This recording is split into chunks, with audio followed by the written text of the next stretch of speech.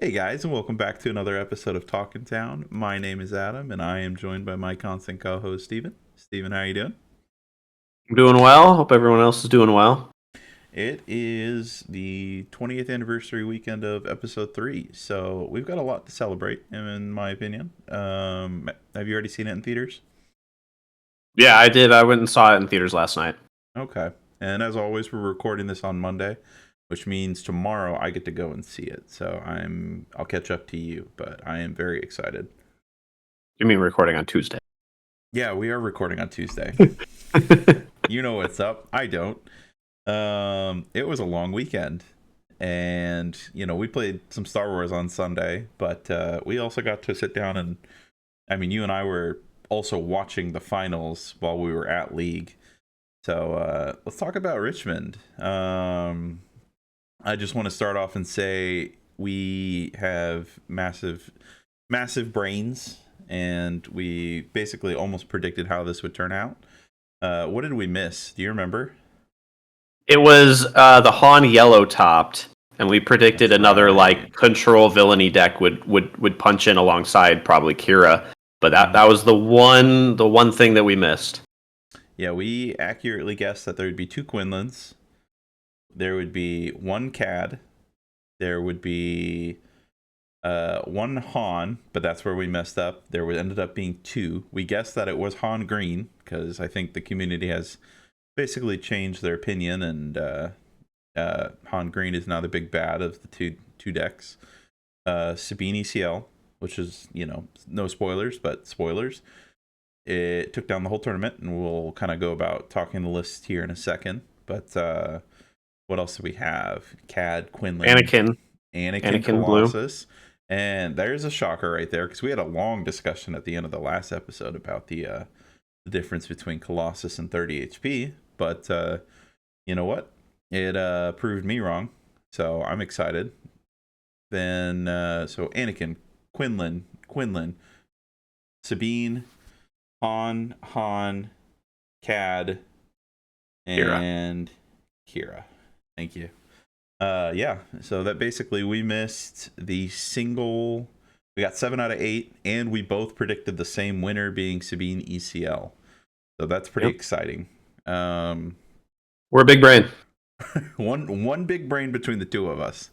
Don't don't you know get overly excited about this. Unless we do it again, then we're fine. Um, And then we get some Nostradamus stuff going. yeah.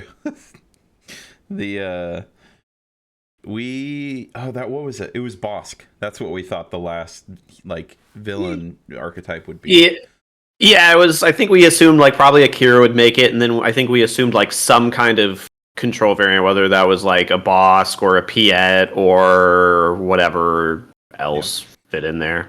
There's a lot to kind of gain, like to learn about from the results of this weekend. And I mean I think it solidified a lot of things. We both predicted that this would be the like the widest meta that we had seen in any big tournament. They had what 590, almost 600 players. So this was both the biggest tournament and the biggest diversity in a tournament we've ever had, which is really cool to see. Uh, the amount of data vault decks is the first thing that shocked me. Like on stream, both days, and looking through all the melee results, it was very surprising. And how much data vault Kira? There was quite a few things. Vader 4, they're out there repping. Uh, Pulled it together for some good results. I think one got 25th out at the entire tournament, which is awesome. And Yep. then yeah, I mean, you want to just jump Got a into Vader the one in there. You got a oh, Vader one in there that that's went 20. right. No, I'm sorry. 25th was your Vader yellow, and then Hmm. I don't know where. 28th is what the Darth Vader data vault did. Oh, okay. And that was George Hudson, right? Yes. All right.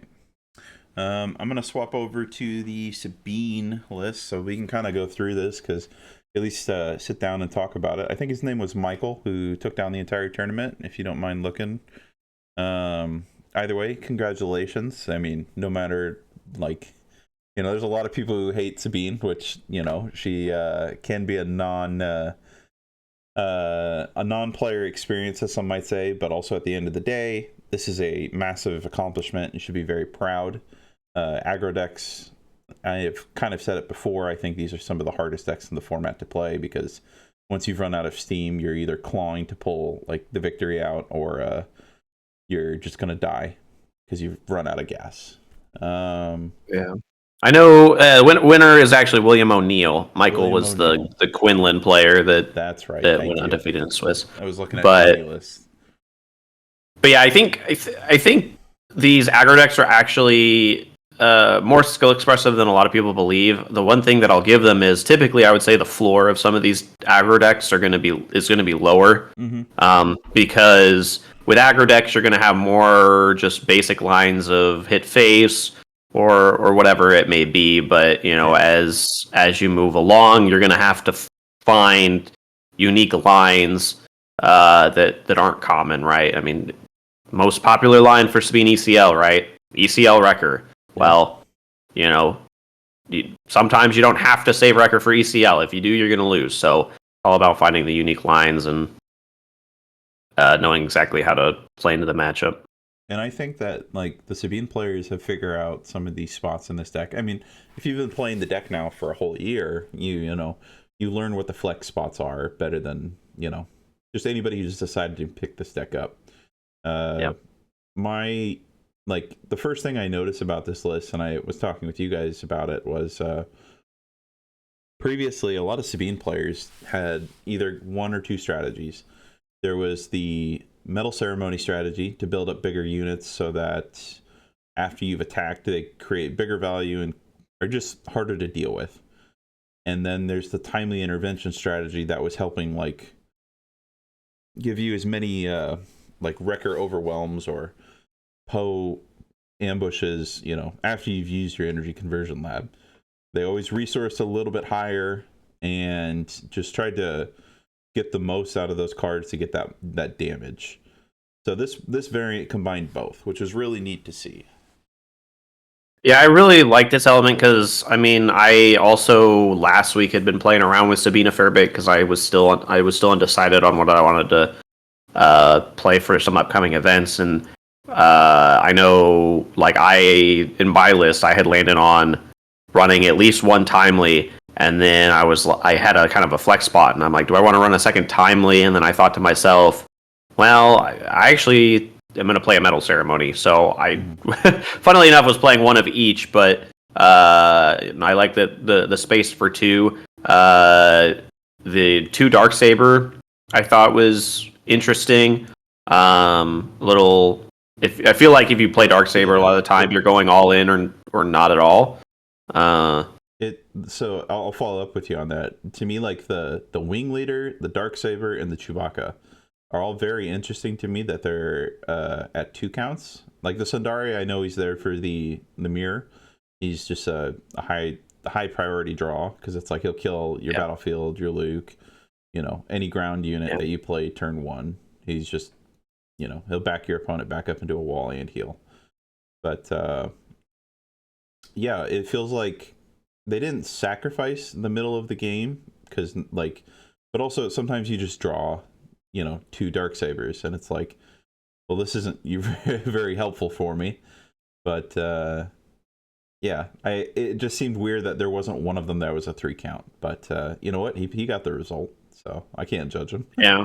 I mean, the thing that surprised me more so than anything was the fact that he was playing 2 Green Squadron A-Wings, so he's playing 14 2-drops, and I feel like usually the Sabines are running 15 at this point. So I thought that was a little more interesting of an element.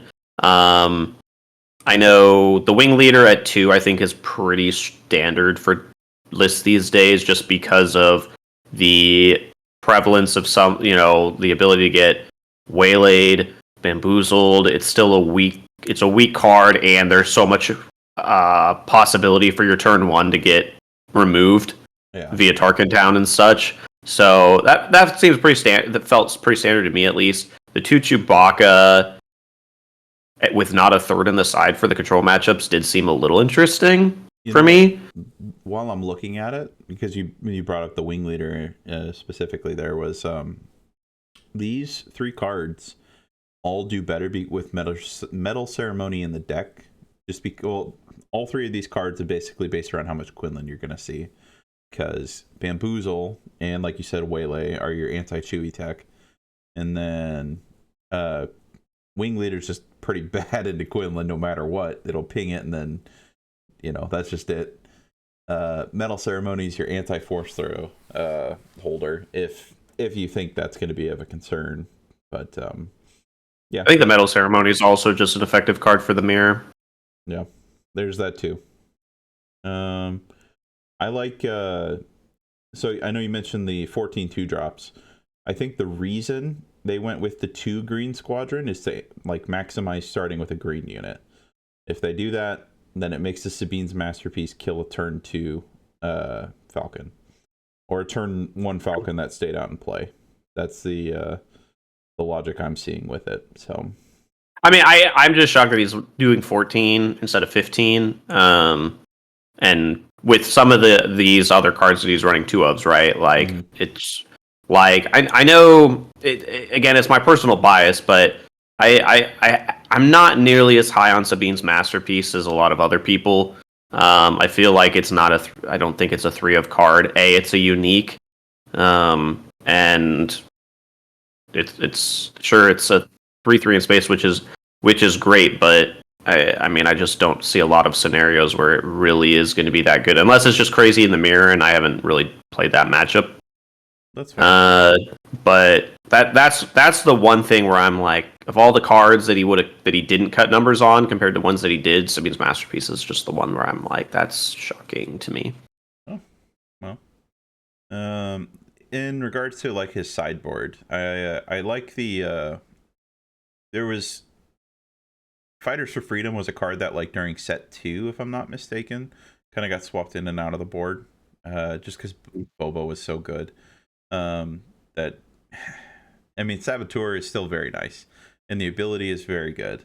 So obviously you can see, like, Bright Hope is for the mirror, Sundari Peacekeeper is for the mirror, the Heroic Sacrifice, and the oh my gosh, the Freedom Feeder. Oh my gosh, what is their name?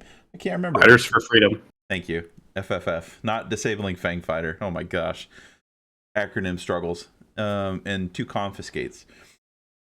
So I think the 2 red cards here, they'll are basically just made to help push damage in matchups like into early control, and I mean whatever really. It's like K2 already loves seeing this card, and there's no reason, I think, in Sabine currently to have this in the main. You want every unit you have to stick on the board as long as possible. It is a good game closer, but it's then at that point it's like, did you draw it on time or did you have it in hand? You had to hold it. So, which and usually also you're already just playing on curve in Sabine. Or if you aren't, that one resource is, probably either going away or it's a rebel assault. So I do really like that kind of sideboard situation because I guess I totally missed it. He wasn't maining Fighters for Freedom initially, but I mean, I can see why you don't really need it. But yeah, you can play it for the control to push a little bit of extra damage so they don't immediately clear it. You can deal with some of these, Sentinel heavy decks like Blue-Green Hero potentially, or Blue-Red. yeah. Blue-Red to an extent, but yeah, deal with Village Protectors. And then the Heroic Sacrifice also just plays into that, and then it's just synergistic as well. And then in those matchups you probably don't care for Peacekeeper as much, at least in control. So you can probably take out Peacekeeper against control. So yeah, I kind of like the way that looks. I mean, it's solid. I'm sure. I don't remember his total his match or like win record, but I'm sure on the weekend he was very, very, very high up there. Yeah, he went 14-1 total match record. He dropped 9 games total, so he went 29-9. and his one loss was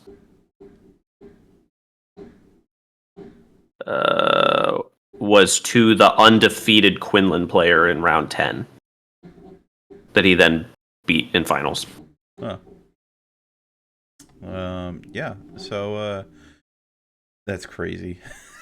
just like I'm so only surprised that wow, that was a lot of noise. I'm sure the folks who are listening who just heard probably my neighbor rev their engine for the last 30 seconds are all excited about the spiking that I'm sure you can't hear it right now, but that was pretty funny. I just watched my volume spike up and down. Oh, gotcha. Yeah, throughout the weekend I was just like constantly impressed by like the big four. You've got your Quinlan, Kira, Sabine, and Han. And if you look through the top 8 that we had just talked about, the aside from the Cad Bane, the single Cad Bane, all of those leaders are for the most part 4 and 5 cost leaders, because Han really isn't he's not really a 6 cost leader. So the game's kind of, it's going very fast, except for Kira, because they're playing Data Vault, and it's prioritizing fast deploys, which we've kind of known about. I mean, Django was the same problem, Boba was the same problem, but that hasn't. Props too to the Kylo that got 21st. Well, there is I made a list of decks as I was going through, just kind of updating for everybody in the Omaha Alliance, and I was like trying to put all the the Anakin. Oh, I guess I should have said the Anakin as well on that note, Anakin and Cad. But I was just trying to take the top 8s, and I was trying to take the best versions of every single deck, or the highest placement of every single deck I could see, and threw it into the Discord for people to see. I mean, there's a lot more like we could discuss. Truthfully, like the variety and the percentage was very healthy. Sabine was the highest played deck, and it only clocked in at 10%, which I don't remember our numbers from last week, or if you remember any predictions we might have made. But I'm gonna be honest. Yeah, I think that's such a good number. So. Yeah, I think we were predicted like Quinlan was going to be most played at like 12%, and then I think we said Sabine was going to be at like 8. So. And Quinlan came in at 9, if I'm not mistaken. Yeah, so they were much more. So I mean, if you average those two guesses together, then we kind of hit right where they were. 20% of the meta, basically, between 2 decks. Yeah. And I know Han was a little bit less. I mean, again, this information is it's important, but what's nice about all of this is saying that you can observe it and say the game is in its best state possible since release. And that was one thing we talked about last week, and it was just kind of shown this weekend, which is really, really good to see. I'm at this point more excited to play any deck in the game into these decks, because the ceiling is lower for them, and my opportunity is still pretty good. So, was there anything else about the weekend that I'm forgetting? Do you know? Trying to think. I mean, Tarkentown did take up quite a bit of the base message or base. That was the interest. I mean, I don't know. Not everyone really cares, but I mean, effectively, outside of the 3 Tarkentowns in top 8, everyone else played a different base. Now, I know some people will say, "Oh, but the 30 health base don't matter," and I'm like, you're kind of right, but I mean, there was still a lot of other rare bases, right? You had a Colossus, you had a Data Vault, you had. I thought there was something else too. I think it was about 110 Tarkentowns were played of this almost 600 people, and then I think it was somewhere around 90 was on Data Vault. So between the 2 of them, again, you're looking at a third of your entire meta, and that again was still my surprising factor, was like how Data Vault came to be so quickly, basically a primary staple in the format. And I mean, Kira also emphasizes it already. The blue-green villainy card pool is just so very good that no matter what card you draw, it is a very good card to run, or a very good base to choose. And the other funny thing that I felt like with Data Vault is, you know, sure, people are playing it for the 3 more health against some of these more aggro decks, which I mean is nice, but I don't know that there's a lot of situations where that 3 extra health is super significant against the aggro decks. It's more funny because I feel like because you have those 10 extra cards in your deck, you're actually pushing out some of these harder control decks. There's that too, yeah. You can't lose. I mean, you can lose a Vigilance Mirror, but also it takes so much more for a Bosk Blue player to mill out a Data Vault Kira.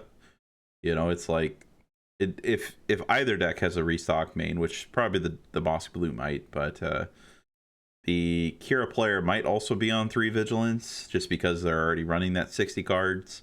The Bosk Blue player, you know, it's like they're running it, but also being 10 cards down from the start is basically 2 Vigilance mills right out the gate that, you know, that they need to make up. So, and because you have all that extra space, I mean, you have to worry about them. You know, they might run that one Relentless that just rains on your day in the main.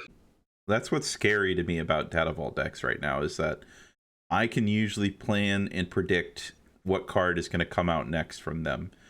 That percentage drops because of both the drop, like the percentage of them having the card in their hand, but also they have so many cards extra in their deck. Which one is it going to be on turn 8 or resource 8, resource 9, resource 10? You know, is it just an extra reinforcement walker? Or is it just their second Avenger they've seen now in the top 20? You know, is that third one right around the corner? Do I need to... It increases the variability of how long the game will go. But... And they still top deck very well. They do. Yeah, and Kira has, that amazing ability to pop and kill her own super laser tech with her ability. So it's like she has her ways to self-ramp that thing. But then there's resupply, and somehow they always have it. That's okay. Everyone's gonna always have it in this game. 50 and 60 cards really isn't that much. So, but especially with drawing 2. Yeah, especially with drawing 2. There is, we take for granted that, seeing 20 cards in your opening, what would that be?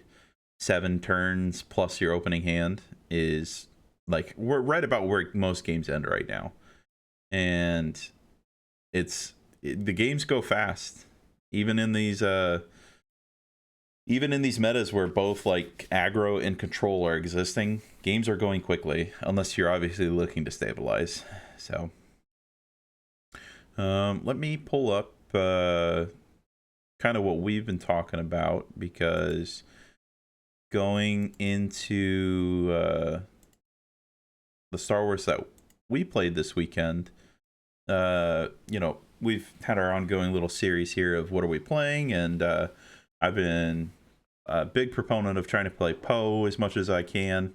I've enjoyed him a lot, and the deck is slowly evolving into, like, at least with Yellow, I've felt like I'm just like getting closer and closer to being like, why am I just not playing Han? Because he's just a better Falcon deck. And I'm fully, I fully admit it. But also, I just want to play Poe because I like Poe. This is the list I ran this Sunday. And we're just at a regular local league play. And I went 3-0. We played against Jeremy, round 1, who I played 2 weeks ago in our other one. And this time he was on Han 4 ECL. And it was actually really cool. I had actually never played against that leader. Have you? Yeah, I had played against it in, I think, a draft or something. Oh. And it has some scary stuff to it. But I think it is very fun with the looking at the top card and then being able to trigger your 3PO afterwards. Yeah. That's fun. I was like, that's just cheating. Like, I mean, that's another Han Solo, like, that's thematic as hell. But he started CPO both games. Game 1, there was an interaction that he ECL'd out a oh my gosh, what's his name? Steadfast Battalion and actually killed my my Poe leader rather than my Poe unit. And it was like hindsight, you know, we had talked about it. It was just a learning experience, and he was like, yeah, I definitely should have gone for the unit because I used the unit next turn to discard his Poe leader or his Han leader off of his Falcon. And, you know, it's just one of those things. It's like, it's going to get you once and then you're going to be a better player because you learned about it. I forgot Steadfast Battalion was a card. I haven't seen that thing in so long, but I honestly really liked his list. I did not even know that Han could reset that many resources. Mm-hmm. I was like, yeah. He played like 2 cards, deployed his Han, and then he was like, yeah, I'm going to reset all 5. And I was like, oh, what? This is Boba? It was really cool. Basically, yeah, game 1, I think he cleans me up pretty easily with that different, like we do a different choice there, and then game 2, I got him. But, so then next round, I played against Logan again. He was the Cad Tarkin kid that I played a couple weeks ago, you know, Jeremy's son. He was on Sabine ECL, and I just, yeah, I mean, I'm a space deck, so it's like he can't record blow me out, basically. So I just, you know, went really big. I had a Falcon hit him for like 10, 12, then it was just game. There's really, you know, it's not much interaction for the Sabine, but having my 30 HP Jabba's Palace, it was like, I can worry less rather than where I was blue. And then still, he like, well, there was one game that, I mean, it was probably, he put a Darksaber on Wrecker and it hit my base for 11, and he got me to like 28, 29, and I was just like, I could close the game out in the next action, but it was just like, oh yeah, that still hurts, you know. And then game 3 was against Miguel, and Miguel was on Quinlan Tarkentown, and he cooked me game 1. And we had talked about it a little bit after, but like I was hard mulliganing every game to get, you know, my Republic Y-Wing or my Cartel Turncoat. It's like I have to have a turn 1 play into a Quinlan list because usually they don't have a turn 1 play. So I can avoid the ping and deploy Poe, or I could play 2 turn 1 units, which this list is kind of optimized for. Currently, I mean, it's sitting at 9 turn 1 units. Even if I played on ground, I was fine with it. And then it was just from there, it was about playing undercurve and trying to keep up with him. Because there was like game 1, he like red 5 just crushed me. Mm-hmm. He'd ping something, kill 2 things. Ping something, kill 2 things. And it was really cool to see. I think I got very lucky in game 2 and game 3. The Asteroid Sanctuary in my sideboard and the Bamboozles came in every time. And I'm trying to think. There's a few times I put Han Solo on the ground just to help clear out those pain in the butt smaller units that he was playing. Yeah, I mean, it was a really close set, to be honest with you. So, and yeah, I think that's kind of where I've ended up on it. I might be trying out Poe ECL for a week or so, and just to see, like, there was one that did pretty well apparently at Richmond, and yeah. You had we were talking about, it was Rey, right? Yeah. Yeah. So I'll pull it up. Yeah, I know. If you're not familiar, this is Crystal's list that he ran in Richmond. He's a probably the biggest name for running Rey. And PQ. Not to my knowledge. I could be wrong. I know. He's a big guy for the deck. He's very big. He's attended several big events, made top 8s, etc. Yeah. But I mean, he did pretty well. I think he got like 24th or something. He was in the top 8, like going into day 2, wasn't he? He was just outside. outside of the top 8, I think. That mean you had to have a really good match record. Yeah, I think he was X1 going into. He was 34th. He ended. Yeah, he went 7-2-3, so he tied 3 times. One of which I know was an intentional draw. So I think he actually ended day 1 7-1-1. I think it was an intentional draw. I could be wrong. So that way they made game 2, and then the other 2 he actually just went into time and tied. But yeah, no, I just wanted to pull it up because it's something a little different with the regional governors and the entrenched mained. I mean, those are kind of the big spicier elements. What were you going to say though? Just as soon as you saw his list after this weekend, you started testing basically the differences right into me. The entrenched is really cool, and the regional governor has definitely thrown a wrench in my plans. Yeah, so like I've been playtesting Rey, and I've been very high on open fire in the list. That's so I was playing, like a combination of R2 and Moisture Farmer along with open fires. And I saw the entrenched and I was like, interesting, because the way that I looked at it, I was like, well, I feel like entrenched is doing a lot of the things that I was using open fire for, because the open fire, obviously it clears a Falcon. It also opens me up to just open fire like a turn 1 play that gets Chewbacca on it and then be able to Tarkin town. But with entrenched, you can kind of let just something sit in space then. The Han player can play their Falcon, they can put their pilot on it, and you can entrenched, or Sabine, same thing, right? Alternatively, you can just play the Concorde and you can put entrenched on it. And you can do the same thing for ground if you want against Sabine. But it was just very interesting and so I'm playing around with that now. I think I'm doing a variation of this list for Kansas City, just to try out the governor and the entrenched. But the main reason that I saw it and I was like, oh yeah, was because what was it?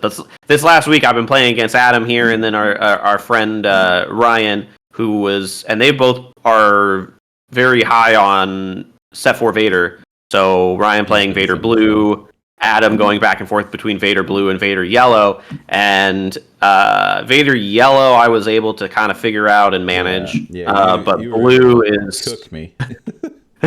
Vader Blue is absolutely so atrocious to play against as Rey. Because they just have so many things you have to deal. Like, you have to deal with overwhelming barrage on 5. You have to worry about an Iden getting placed on something, and that's just a shielded 4/4 unit at worst. So now I can't just freely open fire. I have to deal with the shield too. So I usually would then have to take down, or maybe I fell if he puts it on something bigger, and then he also just has malevolence plus the dude that just gets bigger for every other space unit, and it's just like there's too many things to have to deal with. And all the while, he's just making his space bigger and bigger and bigger. I need to... You were just reminded me. I need to go find some D20s so I can play these clone combat squadrons without using, a lot more. A billion experience. My brain will break. Yeah. There you go. That's too many TIE fighters. Too much counting. Yeah. So that's why I kind of switched over with this, is because I figured, I was like, okay, well... because I was struggling with Vader, I'm going to try this entrenched approach, see how it plays into some of these other decks where I felt like the open fire was doing very well. Obviously, like some of your Han decks, maybe your Sabine, or just anything that's trying to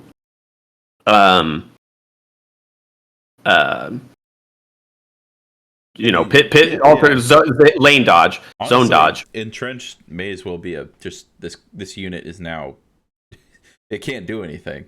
So I mean, it might hold that lane for the rest of the game, but if at a perfect timing, it's one of the best cards in the game. Like, I put it on your Rey to stop your restore on a turn that I just, I don't interact with ground. Oh yeah, don't even get me started on that. Vader Blue, you've got entrenched, and then you keep entrenching my Poe, and I want to kill your leader. So So or my Ray when I want to heal. So Hey, yeah, you're the one making me deploy to ground. All right, I don't want to hear it. well, Confiscate. you didn't have Oh, to that one game yesterday. I yeah, didn't it's have the called confiscate. PTSD. Okay, But I can't just lose my leader for free. It makes me too sad. yeah. So So yeah, I'm just playing around with the entrenched, and then I think the governor just pairs well with that because it kind of does another situation of with the lane dodging. You can just governor, and they're probably not gonna if they're playing all space, you're not gonna touch your governor, and then I can just be like, oh, am I worried about you going big in space and then barraging my ground, and then I get cleared there? Okay, it's still good against control, so that so yeah, I'm gonna see how that does this weekend. Depending on how entrenched does. I think I might go back to open fire, but yeah, I don't know. It's just one of those cards that benefits so well from player skill. Like open fire is also really good. I mean, they're both like heavily initiative based cards. They can both be reactionary and proactive, and they're just like this thing that you have to either learn to deal with or it changes the outcome of it, or not the outcome, but like the play patterns for the rest of the match. Like when you call the resupply, the super laser tech, the overwhelming barrage, it makes the other player have to respond, and it's always been a good card, and I hope that I mean we're gonna go into probably a mini version of what just happened at Richmond this weekend. I'm still not exactly sure how to prepare for the meta this weekend, but I'm excited. You said you're gonna be taking Ray Tarkentown no matter what, though, right? Yeah, I mean, I don't have enough reps on anything else. It feels like, and I think I think the deck is still very well positioned. So it's just a matter of trying to figure out what ratios I like, what kind of list I want to go with, and what I play best with for just how I play the game. So That's just fair. gonna get some really good competitive experience, especially since we've just been we've been struggling with being able to fire a local premier event on our usual day. So I There don't we have go. the same kind of reps that I've had in the past. I'm looking forward to when we start getting some showdowns rolling here in the Omaha area. We we've got this PQ this weekend on Saturday, and then immediately following Sunday is a showdown out in Lincoln that we're both going to make it out to, or at least I know I am. Right? I know I am. Yeah, I'm pretty set on going. I wouldn't say Okay. it's 100%, but I'm like 90% sure. It does start at 4 p.m. on a Sunday, which is kind of late, Yeah. but I'm also excited. I want some showdown promos. I need promos for both, honestly. So, yeah. I don't know if I don't think I'm going to be on Poe this weekend, but I'm bringing it just in case I get a hair up my butt. And my Vader list and just a Stevens Tarkentown list.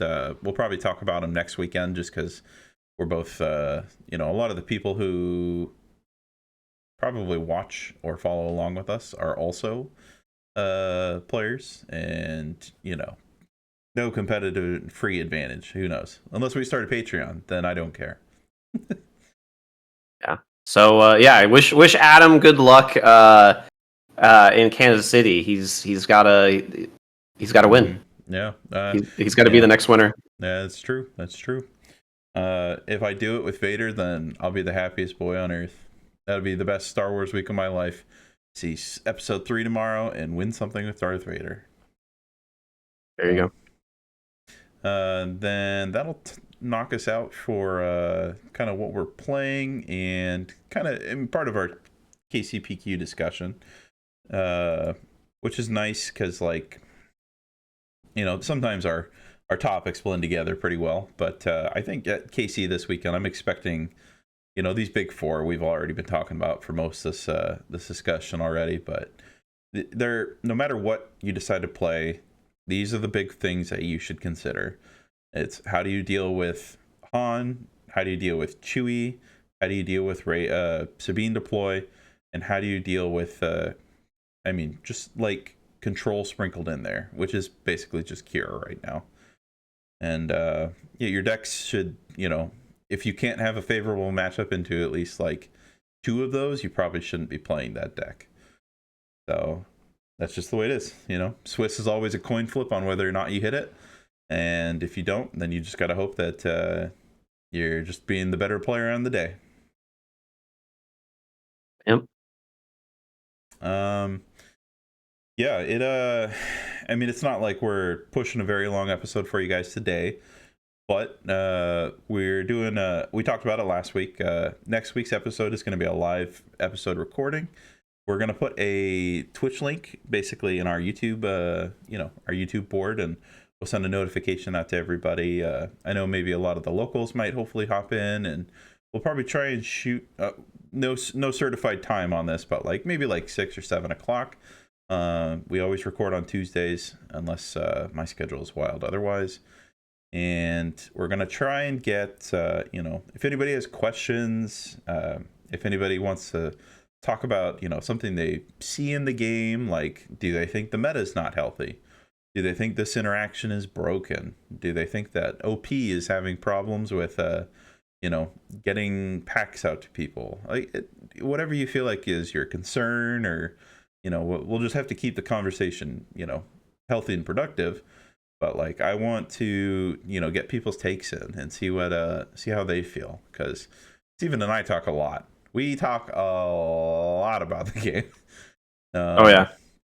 I was gonna say after we're done with this episode, we're usually talking for another hour after. So. Yep. Just to did we do a good job on that episode? Did we hit every point we had talked about? Because it's every week bringing Star Wars, we're recapping the things that happen, and it's sometimes there's a lot to talk about. Sometimes I'm figuring stuff out right before we're recording this episode about what we're gonna do, which I definitely didn't do today. But episode 11, awesome. I'm already excited about it. It's gonna be, we'll set up a different little overlay for everybody, and we'll get a better format figured out how to do it. And if anyone's following along or want to bring something specific, just you can shoot a comment down below and see if it could be a topic we could talk about with you. It could be a topic we talk about for you, whatever you want to do. So leave your ideas down below, shoot us a direct message, doesn't matter. Yeah, did you have anything else for the day, Steven? We're only at 42 minutes, but at the same time, we're just wrapping up. No, not that I can really think of. It's just a matter of, getting into the PQ season, and just around the corner we'll have Minneapolis. So that's true. Yeah. We got 1 month or so until that, and spoilers have kind of started to trickle in. So I'm excited to see. I mean, we just got a new leader announced today, the third sister. Did you see that? I did. Yeah. I'm excited. Hidden keyword's going to be interesting because you get to play it. I mean, she's just giving free hidden keyword to everything, which is wild. Yeah, I'm as they started making more content about them, I've never liked the Inquisitors or the Inquisitor program very much. So I'm glad that people who enjoy it get more of it, but I just never really cared for the characters. They just kind of... what's so funny about the Inquisitors is I don't care so much about them when they're dealing with known Jedi, right? Mm-hmm. Like if you introduced to me a brand new Force sensitive person that has to deal with an Inquisitor, okay, cool, that's a reasonable villain. They're not going to get washed, they're not getting washed away, whatever. Then it's interesting. But other than that, I actually just love their internal politics. I don't know if anyone has ever read any of the comments or whatever. I think there's a Darth Vader comic where he gets put in charge of the Inquisitors, and so it's just very it's very interesting seeing. Brutal. He is brutal, but that's the interesting part of it. It's not the I'm gonna go hunt Jedi, and it's well, okay, you're you're not suited for this. It was Barriss, right? Barriss Offee. That was the one that basically got inducted into the Inquisitor program post Order 66. Am I right? Yeah, I know that is a storyline for Tales of the Empire. I have not watched Tales of the Empire. Okay, you need to go do that because that Tales of the Empire, and actually in like 4 days we get Tales from the Underworld, which looks insane. We get the Asajj and is it Hondo storylines coming up. So I am very excited for that. I have loved all of their animated content that they've released post like episode 9. Everything that Disney's put out since then. I mean, every one of the, not What If, but the oh my gosh, what are they called? Animated shows? Star Wars stories? I can't remember what they're called. Oh no, where they have a different studio come in and make an episode. Do you know what I'm talking? Visions? Yes, thank you. Okay. Visions is probably one of my favorite Star Wars things they've ever produced, if not my favorite. Those are fantastic to me. But yeah, I still need to hop on Andor season 2. So yeah, I binged season 1 in 2 days, and I have yet to start on season 2. Episode 4, 5, and 6, I think, just dropped this week already. Probably tonight or today. I think so. It's, as of recording, probably too late for me to go do that. But that's something I'm going to do this week. So. Yeah. Yeah, I hope everyone's enjoying their we're almost here to May the 4th. It is that'll be Sunday. That's right. We're playing a Star Wars tournament on Sunday. Yeah. And then we'll be recording on well, I guess that's Revenge of the 6th or Revenge of the 5th. Yeah. But Revenge of the 6th. I always liked Revenge of the 6th more. Yeah, they can So they both pretty good. Yep. I like this idea of a nice little after, Oh, that's right. High Republic. Have you watched High Republic or read High Republic? Yeah, not watched. I was gonna say, I'm slightly aware of stuff. I haven't watched or I haven't read any of the real like book content that they've done. Mm-hmm. I used to be very good at reading all of the new books that came out, like especially when they had announced plans for the movies and how everything going forward was going to be canon. Like I remember wanted to be like fully up to date on everything. Yeah, and some of those books, like way back when, were also really good because they had like what did they come out with? There was Lost Stars. They had Tarkin. They had like Lost Stars was really good. You had Bloodlines that came out, I think, after the Force Awakens, which was a little bit of a prequel that followed Leia. You had Thrawn Ascendancy, and you had both 3-book series. Were both the Thrawn books were very good. I loved the Aftermath trilogy. I just bought the first one a couple months ago, and I haven't touched it yet. I've been told it's one of the best like post episode 6 content that you could read. It's very good. Yeah, I still think of all the books, my still favorite is Lost Stars. I think that's I mean, it's one of the most interesting for me because it does follow just everyday people and just kind of how the situation of the Empire affects them and rebellion, because you've got a girl that's on the side of the Empire and then a guy, and then they're they've known each other since they were kids. So yeah, I really liked Inferno Squadron.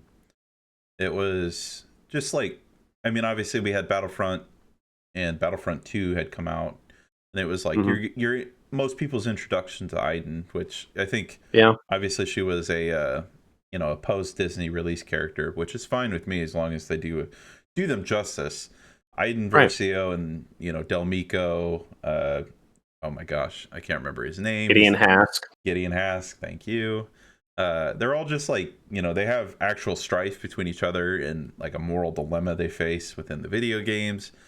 So it's like cool to see, I hope we don't get a good Iden, like a heroic Iden character in the TCG, but I do like the idea that there's like, some morality within Imperial characters every once in a while. Right, yeah. I mean, usually the way that they get portrayed is like they think the Empire is good in the sense that it brings order, but they're overlooking the fact of like, they're being very proactive at doing unnatural things. Yeah. That then just makes it makes it tyrannical, right? There are things that they're doing that are just not for the common good of the universe. We should make a book podcast. There you go. Yep. Star Wars. Yeah, I know. I just started reading. What was it? I think it was last week. I think I'm like 3 chapters in. I finally started reading Darth Plagueis for the first time. Oh, so you're going extended universe. Okay. Yeah. Well, I mean, technically, Plagueis is actually canon, if I remember correctly. I think they said that book is canon. Is it? I think they said that book in particular is canon. Okay. I might be wrong, but I thought they did. I thought they said that.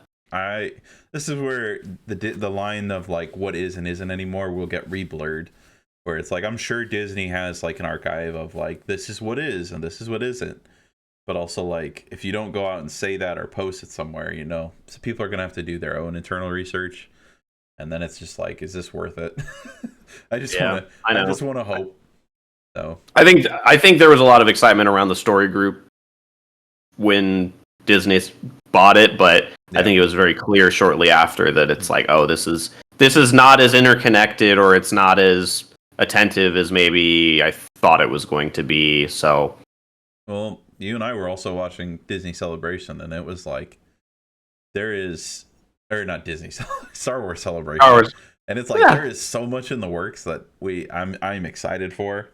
We've got TV shows, we've got movies, we've got video games, we've got it's gonna be really cool. It was actually probably the first time that I was kind of excited with some of the plans going forward with Star Wars. Yeah. Content like holistically, you'll often hear like news of one thing and you're like, oh, I'm really excited for that, and you're like, I don't care about anything else. But like for this celebration, it felt like, oh wow, yeah, I'm looking forward to this movie and this video game and such. Yeah, I mean, right up to the release of Cassian, Andor, we got that. They were on stage. Diego Luca was there. You've got the actors, the Imperial agents. I can't remember their name from Andor. Denise.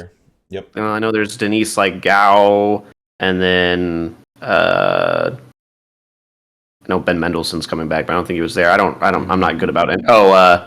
Yeah, no, I don't remember. I know the Bix actress was there. The guy that plays the one prior security officer that's in like some interesting romantic relationship with with ISB. I can't remember his name either.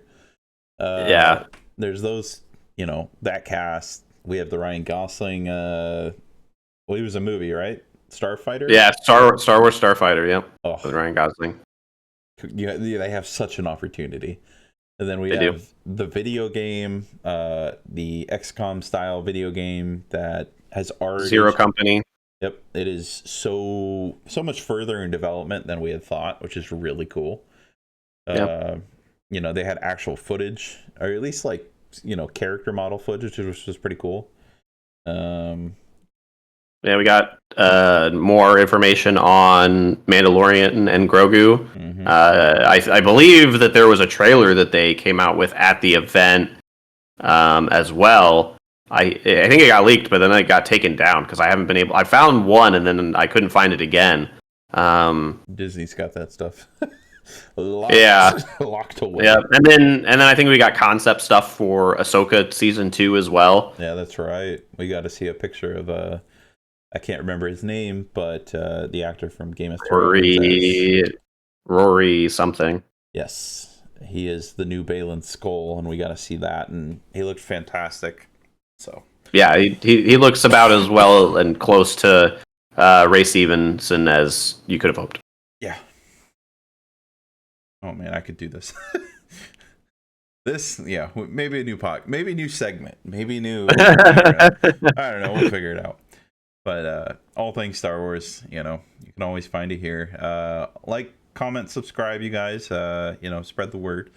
And since we will not see you until probably what will be the 7th as of the next episode, I think.